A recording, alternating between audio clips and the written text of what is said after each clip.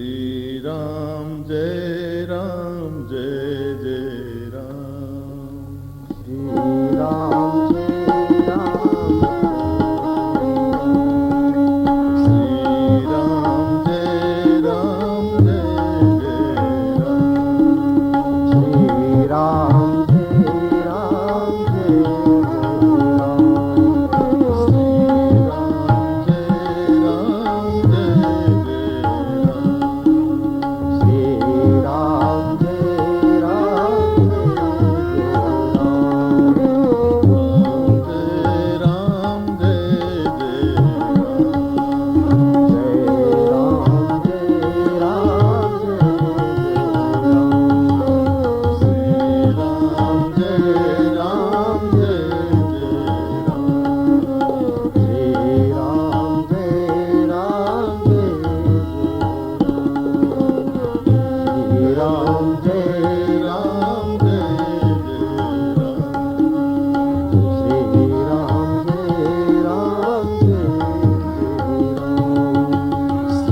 जय राम, श्री राम जय जय राम। श्री राम जय राम, जय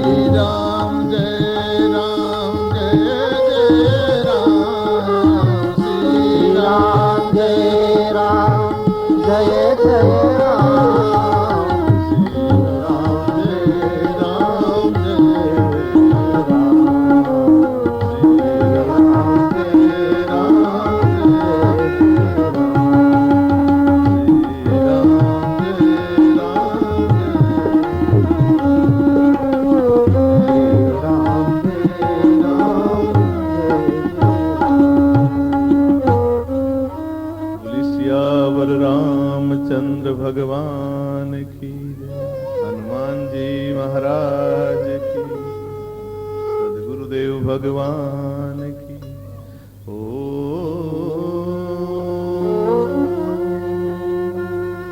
नमः पार्वती पते हर हरे।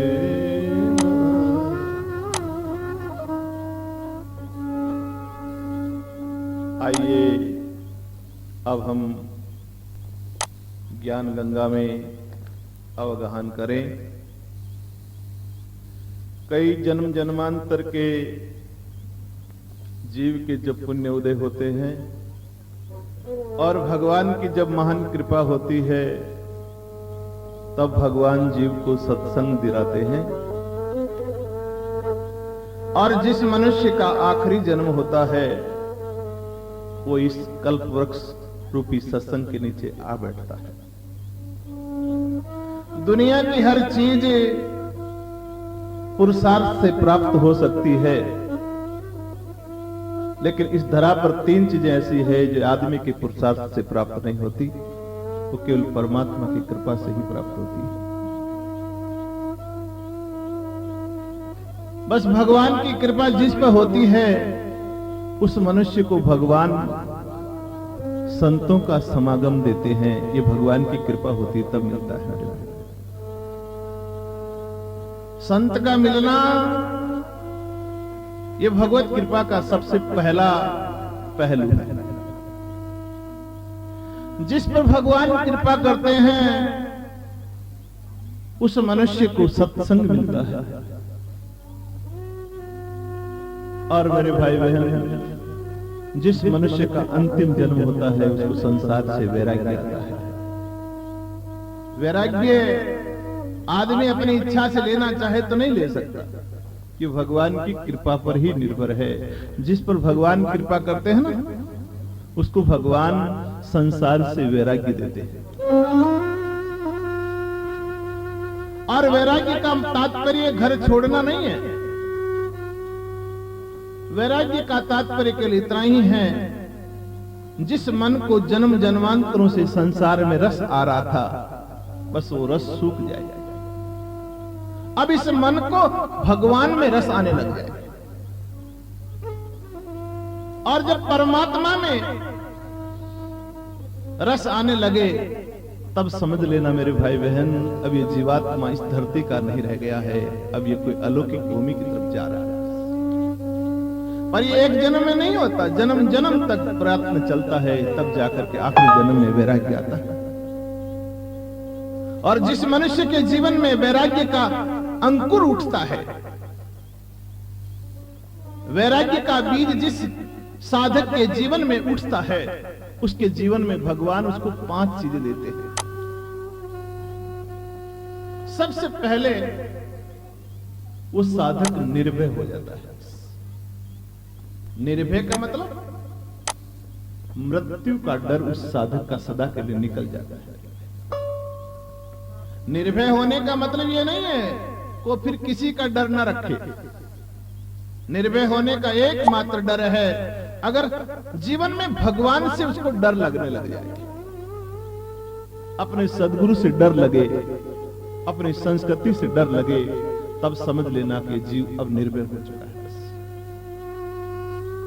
तो भगवान को प्राप्त हुए मनुष्य का अंतिम लक्षण है वो निर्भय हो जाता है। दूसरा, जिस मनुष्य को भगवान की तरफ मुड़ने का जब सौभाग्य मिलता है तो मनुष्य निश्चिंत हो जाता है। उसके जीवन में कोई चिंताएं नहीं सताती उसको। चाहे संसार के सब लोग उसका साथ छोड़ दें तो छोड़ दें अभी का। और वैसे याद देखो ना मेरे भाई बहन, तो दुनिया वालों ने किसका साथ दिया है? कोई किसी का साथ नहीं देता इस संसार में। केवल जीवात्मा अपने कर्मों का साथी बनता है और कर्म ही इसके अंतिम साथी होते हैं। बस यहां तक कि जिस शरीर को रात दिन स्नान करा करके जीव पालता पोसता है, ये शरीर भी आखिर में धोखा दे जाता है मनुष्य। इस शरीर की भी क्या कहें मेरे भाई। तो जो परमात्मा की तरफ जीव बढ़ता है वो निश्चिंत हो जाता है। चिंताएं उसके जीवन से सदा के लिए निकल जाती है। जो परमात्मा की तरफ मुड़ता है, निर्भय होता है, निश्चिंत होता है, वो निर्मल हो जाता है। उसका अंतःकरण कांच के समान पवित्र हो जाता है। कोई भी मनुष्य उसके सामने जाए, उस मनुष्य को अपना दीदार हो जाए कि ये मनुष्य वाकई में कोई महान है। जन्म जन्मांतरों का मल उसका मेरे भाई बहन मिट जाता है। और जिस समय अंतःकरण में निर्मलता आती है तब वो मनुष्य भगवान स्वयं कहते हैं, रामायण की रात, निर्मल मन जन सो मोहि पावा।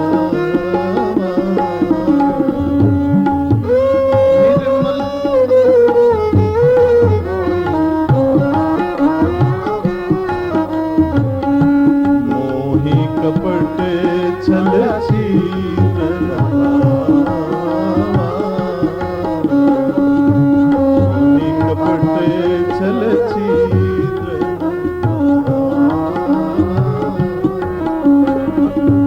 निर्मल मन जन सो मोहि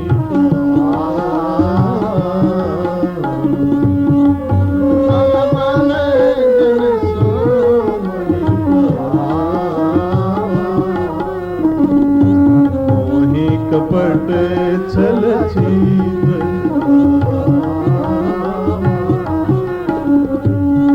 मोहि कपट छल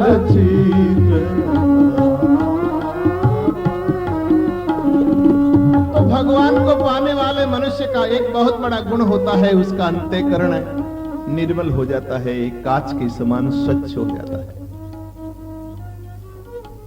ये जीवन की घटनाएं किसके जन्म में होती है? जिस मनुष्य का आखिरी जन्म होता है, बस उसका भय मिट जाता है, उसकी चिंताएं मिट जाती है, उसका अंतःकरण निर्मल हो जाता है। चौथा, वो मनुष्य निशोक हो जाता है। शोक उसके मनुष्य को फिर छू नहीं सकता। जैसे आप जानते हैं, मक्खी जो होती है ना, वो भिष्टा पर भी बैठती है और कभी कभी मीठे पर भी बैठ जाती है। वो सब जगह बैठती है, लेकिन सब जगह बैठती है ना, बैठ बैठ के उड़ती भी है।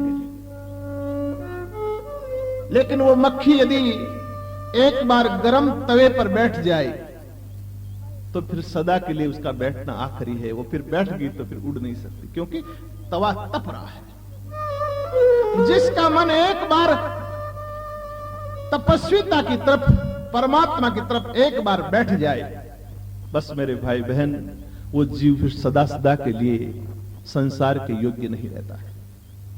तो भगवान की भक्ति करने वाले मनुष्य में एक गुण यह भी आता है कि वो सदा के लिए, मेरे भाई बहन, निशोक हो जाता है। शोक उस मनुष्य को छू नहीं सकता। अंधकार सब संसार के घरों में रहता है, लेकिन अंधकार जहां सूर्य होता है वहां आने की हिम्मत नहीं कर सकता। बस जिसके हृदय में भक्ति का एक बार बीज लग जाता है, उसको फिर शोक नहीं होता है। और अंतिम जीवन की घटना होती है, जिसके जीवन में भक्ति होती है, वो सदा के निर्वाण पद को पा जाता है। निर्वाण का मतलब जिसके जीवन में अब मृत्यु का बाण ना लग सके, बस अब सदा के लिए मानो मुक्त अवस्था की तरफ मनुष्य चला जाता है, सदा के। तो परमात्मा की भक्ति उसी के जीवन में आती है जिस पर परमात्मा कृपा करता है। और मेरे भाई बहन, एक बात याद रखना जीवन में, और वैसे आपको कहूं गहराई से, तो जिस मनुष्य के जीवन में लोभ मिट जाए, बस इस परमात्मा से दूरी करने वाला यदि कोई खतरनाक तत्व है तो संसार के नश्वर पदार्थों का मोह है, बस लोभ है। जिस क्षण मनुष्य के जीवन में लोभ मिट जाएगा, बस उस दिन समझ लेना हमारे जीवन की अध्यात्म धरोहर कोई ऊंची हो गई है सदा। उस दिन भगवान को बुलाना नहीं पड़ेगा, परमात्मा स्वयं आपके द्वार तक पहुंच जाएंगे। बस लोभ जिस दिन मिट जाए और जिस दिन आपके मन में उदारता आए, उस दिन समझना बस अब हमारा जीवन का कोई न कोई खाका पलटने जा रहा है। बस पर लोभ, मेरे भाई बहन, जन्म जन्म तक अंतिम समय में जीव नहीं छोड़ पाता है। एक सेठ अंतिम समय में पहुंच गया, उसको नीचे उतार दिया गया था। सारे बच्चे उसके पास थे। उस सेठ ने अपने जीवन में बहुत सोना इकट्ठा कर रखा था और सोने का भाव उस समय 100 रुपए तोला था। आखिरी समय है सेठ का, डॉक्टर आया और सेठ को देख चेक करने लगा। तो डॉक्टर ने थर्मामीटर लगा करके सेठ को कहा कि सेठ को नापने के बाद में बच्चों से कहा कि तुम्हारे पिता को इस समय जो है 107 डिग्री बुखार है। तो 107 का नाम लेते ही 107 हो गया। तो सेठ ने सोचा मरते मरते कि सोना 100 रुपए में लिया था, शायद 107 हो गया है, इसलिए कहा तुरंत बेच दो बेटे, अब देर मत करो। तो मेरे भाई बहन, कहने का तात्पर्य अंतिम समय में मरने वाला भी देखिए अभी लोभ कहां छोड़ पाया है, जूं का जूं जीवन चल रहा है। सब के सब लड़के उसके पास बैठे हैं अंतिम समय में। देखो जीवन की कितनी विचित्र घटना है। जब कोई भी मनुष्य संसार से जाता है ना, तो उसको सुनने के लिए हर आदमी उसके पास में रहता है कि सदगुरु जा रहा है सदा सदा के लिए, क्या कह के जाएगा, देखो सुने तो सही इसकी बात। एक लड़का पिता के पैरों में, एक लड़का पिता के इस पैर पे, 4 लड़के थे। एक बेटा पिता के सिर दबा रहा है, एक बेटा पिता का हाथ दबा रहा है। तो पिता ने मरते मरते कहा, बेटा बड़ा वाला कहां? कि बाबूजी पैर पर। छोटा वाला का दूसरे पैर पर। कि तीसरा हाथ दबा रहा है, चौथा सिर दबा रहा। अरे हत्यारों, तो फिर दुकान पर कौन है? लो अंतिम समय में जा रहा है। तो बच्चों ने कहा, पिताजी ममता छोड़ो। कहा, बेटा ये जीवन में पहले छूट जाती तो छूट जाती, अब तो पराधीन हूं मैं। अब ये ममता और वासना मुझसे नहीं छूटेगी। ये वासना मुझे जहां ले जाएगी मैं वहीं जाऊंगा बेटे, बस। तो कहने का मतलब मेरे भाई बहन, जन्म जन्म तक प्रयत्न करने के बाद भी ये जीव का लोभ नहीं छूटता नश्वर पदार्थों का, और जीव यूं कहीं मर जाता है। और जिस दिन परमात्मा आपके हृदय से लोभ निकल जाए ना, उस दिन समझना हम नए पैगंबर बन गए हैं, नए परमात्मा की कोई विभूति पैदा हो चुकी है। बहुत कठिन है। बातें करना सहज है मेरे भाई बहन, लेकिन जीवन में लोभ निकल जाना, जन्म जन्म की वासनाएं जब निकलती है तब ये लोभ आखिरी में निकलता है, याद रखो।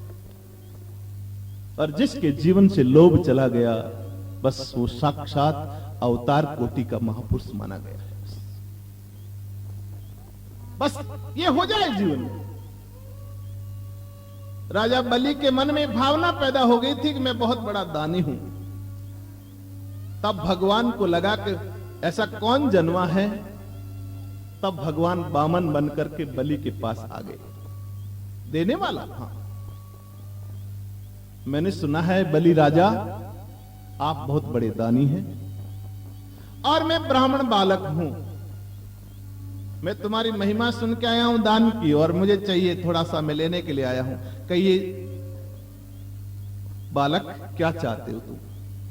बस और तो कुछ नहीं, मैं छोटा ब्राह्मण बालक हूं, और जिसके दरवाजे पर बैठ करके मैं भजन करता हूं ना, तो लोग मुझे उठा देते हैं वहां से, उठ यहां से, उठ यहां से। तो जहां भी भजन करता हूं वहां मुझे विक्षेप होता है। तो मुझे केवल 3 पैर भूमि चाहिए जिस पर बैठ करके मैं भगवान का सुमन कर सकूं। तो राजा बलि ने कहा कि बालक कितना भोला है, ये 3 पैर तो क्या, ये 30 कदम तो क्या, ये चाहे तो मीलों जमीन चाहे तो मुझसे ले सकता है। पर बालक बहुत भोला है, और ऐसा लगता है बहुत संतोषी भी है। बस मुझे और कुछ नहीं चाहिए, केवल 3 पैर चाहिए। और मेरे भाई बहन देखो, परमात्मा जीव से 3 पैर ही जमीन क्यों मांगता है, ये 4 क्यों नहीं मांगे इसे? बस इस मनुष्य जीवन में भगवान से दूर करने वाले 3 ही तत्व हैं। जिस दिन मनुष्य का तन, मनुष्य का धन, और तीसरा मनुष्य का मन भगवान के चढ़ जाएगा ना, उस दिन ये भगवान को, जैसे बलि ने बांध दिया था भगवान को अपने दरवाजे पर, ऐसे जीव भी बांध सकता है। बस भगवान केवल 3 ही चीज मांगते हैं, तन, मन और धन।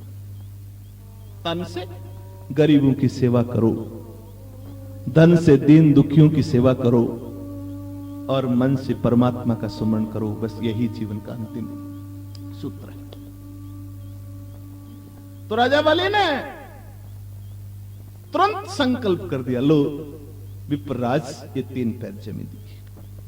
और जो ही संकल्प किया, और भगवान ने अपना विराट रूप बलि के सामने प्रकट कर दिया।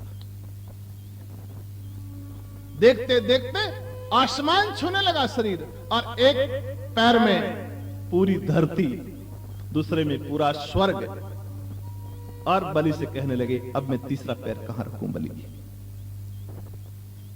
तब बलि ने कहा प्रभु, बलि को भगवान ने बांध दिया उसी क्षण। पर बलि कोई साधारण नहीं था, जन्म जन्म का भजन किया पुरुष था मेरे भाई बहन।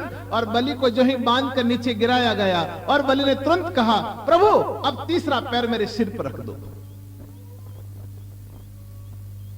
तीसरा पैर मेरे सिर पर रखो आप, ये मेरा सिर आपके चरणों में। इसका मतलब जन्म जन्म की वासना मनुष्य के खोपड़ी में रहती है। बुद्धि एक ऐसा तत्व है जो भगवान को यदि अंतिम समय में समर्पित हो जाए तो भगवान उसी क्षण प्रसन्न हो जाते हैं। जो ही तीसरा पैर बलि के सिर पर भगवान ने रखा और बलि नाच पड़ा, बस भगवान में तो कृतार्थ हो गया। अच्छा किया प्रभु आपने। और जो ही बलि ने तीसरा पैर नापने के लिए सिर को किया, और कहते हैं बलि के बुजुर्ग प्रहलाद जी महाराज प्रकट हो गए उसी क्षण। प्रहलाद जी ने कहा आज मेरे कुल में कौन जन्म गया है ऐसा? बेटे धन्य हो धन्य हो धन्य हो।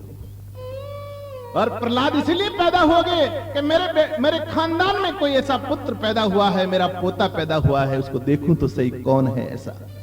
और सामने प्रहलाद जी पर खड़े हाथ जोड़े, प्रभु अच्छा किया आपने, मेरे बेटे की लक्ष्मी आपने हरण करके मेरे बेटे को जन्म से अमृत प्राप्त करवा दिया आपने। आप कितने दयालु हो प्रभु। और मैं कृतार्थ हूं, आज मेरी पीढ़ी में कोई पैदा तो हुआ है ऐसा धर्म के लिए मरने वाला था। प्रहलाद तुम क्या कह रहे हो? प्रभु अच्छा किया आपने। ये जन्म जन्म का जीव वासना में डूबा हुआ जीव कब तर सकता था? जब आप कृपा करते हैं तब लक्ष्मी का हरण करते हैं तब जीव तर जाता है। अच्छा किया आपने प्रभु, मुझे अच्छा किया आपने। बस मैं आपकी शरणागति हूं। बस शरणागति का नाम लेते ही भगवान ने बलि को खोला, और बलि के सामने भगवान कहने लगे बलि अब तुम चाहो तो, मैंने तुम्हें बांधा था, अब तुम चाहो तो जन्म जन्म तक मुझे बांध सकते हो, मैं तुम्हारे काबू में हूं, क्या चाहते हो बलि? तब बलि ने कहा प्रभु और क्या मांगना, अब जहां देखूंगा तू दिखना चाहिए, बस जीवन भर में तेरा सुमरण करता रहूं, मेरी एक इच्छा है बस, और कोई इच्छा नहीं। तो बलि तुझे मैं पाताल का राज देता हूं, और पाताल के दरवाजे 4 होंगे, चारों दरवाजों पर मैं विष्णु खड़ा रहूंगा। बलि ने कह दिया मैं जिस दरवाजे से निकलूं उस दरवाजे पर प्रभु आप खड़े रहने चाहिए, मुझे दर्शन होना चाहिए। भगवान को बांध लिया। देखो बलि ने केवल संसार के पदार्थ दिए जो नाश होने वाले हैं, लेकिन भगवान से अविनाशिता पाली मेरे प्यारे। यही तो जीवन का बड़ा रहस्य है, और यही जीवन की समझदारी है जो नश्वर चीज देकर के शाश्वत को पा लिया उसने। और बलि ने कह दिया कि राम मरे तो हम मरे, नहीं तो मरे बलाई, अविनाशी की गोद में मरे न मारा जाए। मैं तो अविनाशी की गोद में बैठ गया हूं बस, अब मुझे कहां डर है, अब तो मैं चाहूं सो कर सकता हूं। जब गोपाल मेरे सामने खड़े हैं द्वारपाल बनकर। और मेरे भाई बहन यही जीवन का सूत्र है। परमात्मा को आज दिन तक ऋषि मुनि जन्म जन्म साधना करते हैं, वो भी नहीं बांध पाते, लेकिन एक बलि ने भगवान को बैकुंठ के दरवाजे बांध दिया सदा के। और उसी की यादगार में रक्षाबंधन का त्योहार हर साल आता है, इस बलि की याद दिलाने के लिए। कब बलि जैसा दानी पना यदि जीवन में आ जाए तो भगवान को बांध लोगे तुम सदा के। पर यह जीवन कब आता है मेरे भाई बहन? जब मनुष्य का जीवन आखिरी होता है।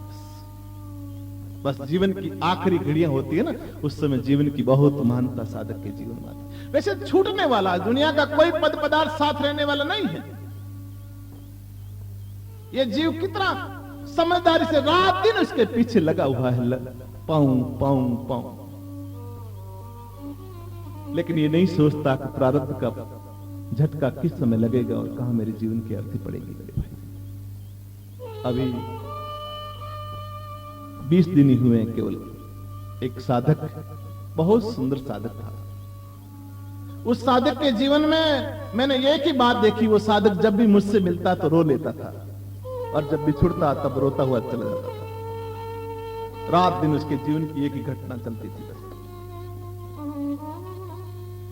उसको क्या पता था कि गुरु पूर्णिमा का मेरा अंतिम प्रणाम है, और जाते जाते कह भी गया, गुरुजी मेरा तो अंतिम प्रणाम हो सकता है। और मेरे भाई बहन, 20 दिन पहले साधक ने जब अंतिम समय नजदीक आया तो कहा कि एक बात याद रखना, परिवार को अंतिम बात कह रहा हो, और तुम करो ना करो तुम्हारी इच्छा है, पर मेरी अर्थी तब उठाना जब मेरे सदगुरु आ जाए, और मेरे सदगुरु कंधा लगाना चाहिए। आज के 3 बजे का छूटा हुआ शरीर कल सवेरे तक मैं जब पहुंच पाया तब अर्थी तब उठाई गई जब मैं पहुंचा मेरे भाई। उसकी इच्छा थी ना। बस मुझे ऐसा लगा कि जैसे आज अध्यात्म की धरोहर पाने वाला एक बहुत बड़ा रत्न हिंदुस्तान से चला गया।